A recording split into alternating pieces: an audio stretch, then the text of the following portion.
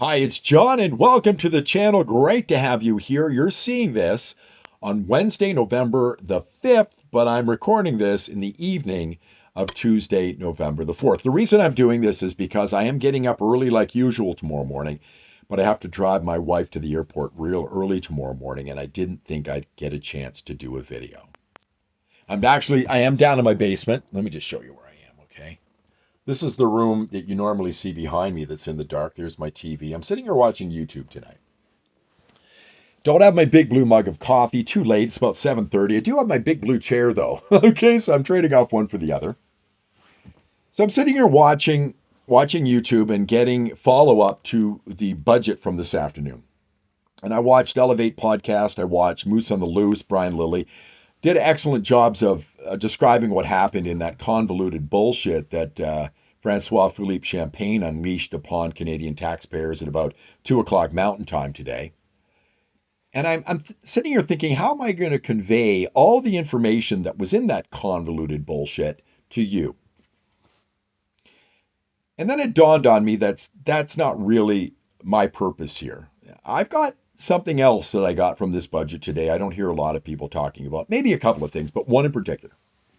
So I'm watching Elevate podcast. I'm watching Moose on the Loose. I'm watching Lily. I got the idea that we're not going to be balancing a budget over the next 5 years. I think the lowest deficit we're going to have is something like $56 billion, give or take a couple of billion. So over the next 5 years, I think we have $300 billion deficits, right? The other thing I heard was that back during the last budget, which was 18 months ago, back in 2023, they projected a $38 billion deficit this year, and it came out at about twice that much. I'm watching CBC. I know it rots my brain. Don't warn me about it. I'm watching CBC today. I watched it because Melissa Lantsman was on, the Conservative. And the CBC, I think, is getting another $150 million of your money. They said, well, at least it wasn't $100 billion. No, only 76. So the Liberals are living up to our low expectations like they normally do.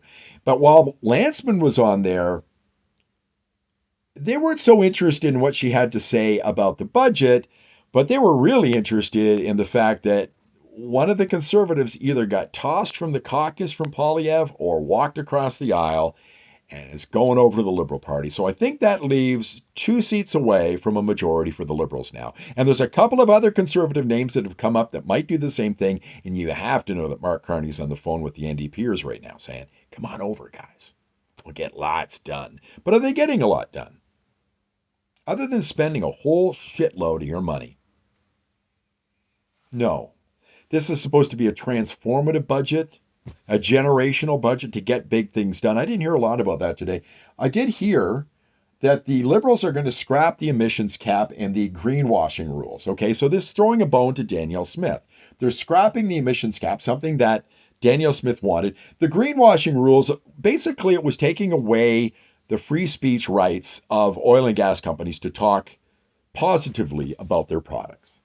But they're replacing the emissions cap with, they're strengthening the emissions cap with the industrial carbon price. So they're kind of trading one off for the other. So I don't think there's any way Alberta can accept this budget. There's no pipelines in this. There was a lot of green nonsense from Mark Carney and the Liberal Party. But what did I really get from this budget? What's the one thing that most people aren't talking about? And it's the most important thing.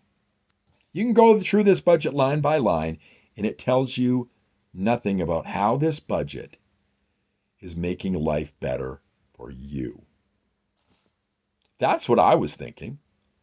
Are you better off after this budget than before? No. To the contrary, it's probably worse because we're going to spend this country into oblivion. And nothing's going to get better. Poilievre's right. If you print money or spend too much, you end up driving up the cost of living for everybody. And I think that's what's going to happen. I don't feel like I've been helped at all by this budget. That's the most important thing you need to think about. Now, the other thing, you're probably not going to like this. I live in Alberta. And we're getting day by day closer to an independence vote right now. I at this point, hope the Liberals burn the whole fucking country to the ground because it's stoking the fires of the independence movement.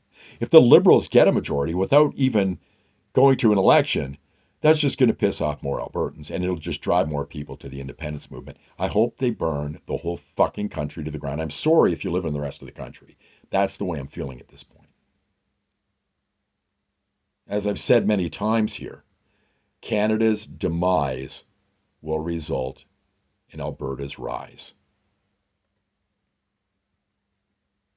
Do you feel better off after what you heard the Liberals say today in that budget? That convoluted bullshit. Thanks for watching. If you liked the video, please give it a thumbs up, subscribe to the channel, ring the bell for notifications. I'll see you in the next one.